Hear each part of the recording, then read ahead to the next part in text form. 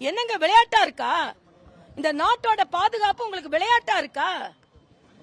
அதாவது ஓட்டுநர் மீது வழக்கா இல்லைன்னா அவரை துரத்துனவங்க மீது வழக்கா? அவர் தெளிவா சொல்றாரு, துரத்துறாங்க கொஞ்சம் பேர், அதனாலதான் ஓட்டுநர் வேகமா ஓட்டுனாருன்னு. காவல்துறை எப்படி செயலாற்றி கொண்டிருக்கிறது என்று நமக்கு தான் தெரியும். காவல்துறையோட சிசிடிவி எப்படி இருக்கு, நம்ம இங்க ஆம்ஸ்ட்ராங் கொலை வழக்குல என்ன மாதிரி நடந்து கொண்டிருக்கிறது. அதனால சிசிடிவி கேமரா வச்சு மட்டுமே இவர்கள் துணை கொண்டு இவர்கள் குற்றங்களை நிரூபிக்க முடியாது.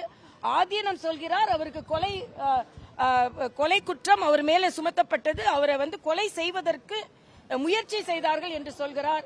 அவர் சில அடையாளங்களையும் சொல்கிறார். முதலில் அதை கண்டுபிடிங்கள் என்று நான் சொல்றேன்.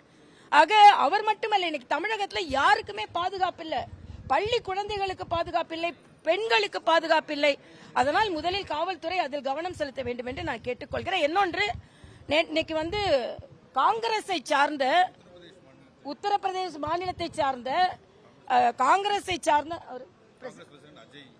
காங்கிரஸை சார்ந்த தலைவர் என்ன சொல்றாருன்னா, ரஃபேல் விமானத்தை என்னைக்கு பறக்க விட போறீங்க, என்னைக்கு விளையாட்டா பறக்க விட போறீங்க? என்னங்க விளையாட்டா இருக்கா?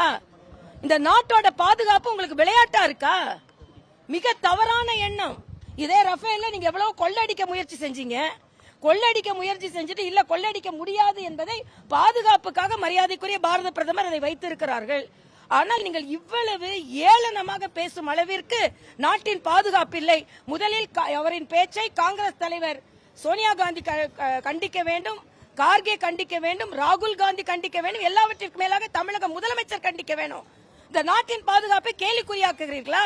நாங்க ரொம்ப பலமான கூட்டணியில இருக்கிறோம் என்று சொல்கிறீர்கள் அல்லவா? இதே பாரதிய ஜனதா கட்சி யாராவது சொல்லியிருந்தா உடனே முதல்வர் இங்கிருந்து உத்தரப்பிரதேசம் வரைக்கும் எழுதுவார். ஆனால் இன்று உங்கள் கூட்டணியை சார்ந்தவர் இந்த நாட்டின் பாதுகாப்பை கேலியும் கிண்டலுமாக்கி இருக்கிறார். இதற்கு முதல்வர் என்ன பதில் சொல்கிறார் என்று கேட்கிறேன். ஏன் இதை கேட்கிறேன்னா, முதல்வர் எப்பவே தமிழ்நாட்டை பார்க்க மாட்டாரு. உத்தரப்பிரதேசல என்ன நடக்கு, மத்திய பிரதேசல என்ன நடக்கு, மகாராஷ்டிரா என்ன நடக்குன்னு கேட்பாரு. அப்ப உத்தரப்பிரதேசல ஒருத்தர் பேசியிருக்கிறார், அதுக்கு பதில் சொல்லட்டும். நன்றி. பிளே ஸ்டோர் மற்றும் ஆப் ஸ்டோரில் இருந்து பாலிமர் செயலியை QR கோடு மூலம் பதிவிறக்கம் செய்யுங்கள். செய்திகளை உடனுக்குடன் பெறுங்கள்.